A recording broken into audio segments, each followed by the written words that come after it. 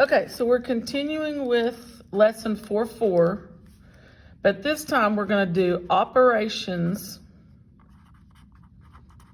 with complex numbers. So in the last videos, we talked about the imaginary number. We get the imaginary number from negative square roots.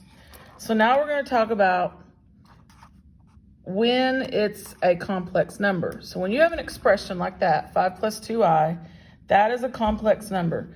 This is the real number part.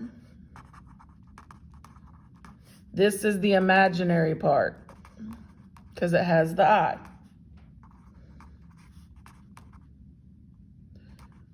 Spell number right. Okay, so they're not like terms. So you can't combine them. So that is how they are left. That is in what we call standard form of complex numbers. You have your constant term, your real number term, you have your imaginary term. And all your answers on the problems in this lesson need to be left in standard form. That is called standard form. Okay, so let's look at adding.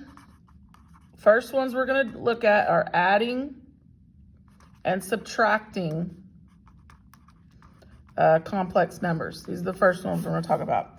So here's an example of addition. So you would have your standard form plus another one in standard form, binomials, and we're adding them. So when we add, it's just like back when you added variables and things like that. You're looking for like terms. So we have our constants. You don't need, this is an addition problem. You really don't need the parentheses.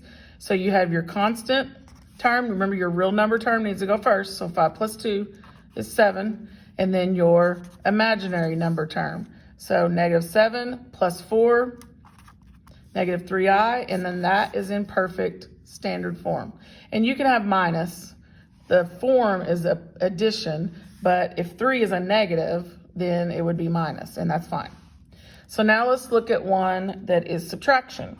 4 minus 8i minus 3 minus 6i. Now, the only thing different about this one than the one above is that you have a minus sign. And you should remember that anytime you have a minus sign in front of any expression in parentheses, it has to be distributed. That's like having a little -1 there.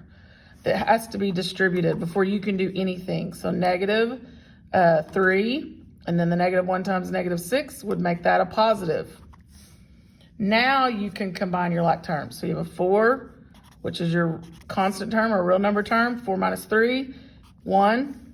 Imaginary term, -8 plus 6, -2i, and that's in standard form.